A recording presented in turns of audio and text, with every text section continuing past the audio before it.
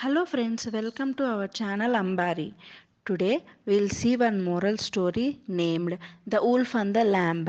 Once a lamb went to a stream to drink water. As he was drinking water, a wolf also came there for drinking water. He saw the lamb and thought, the flesh of this little one must be soft and sweet. I should catch him for my food. So he went closer to the lamb and said, you are making my drinking water dirty.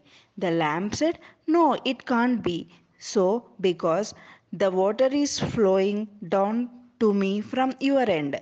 The wolf said, don't argue with me. Perhaps you are the same rude fellow who abused me last month.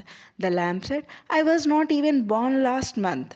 The wolf said, in that case, it must be your mother who abused me. So, saying, the wolf jumped upon the poor lamb and killed him.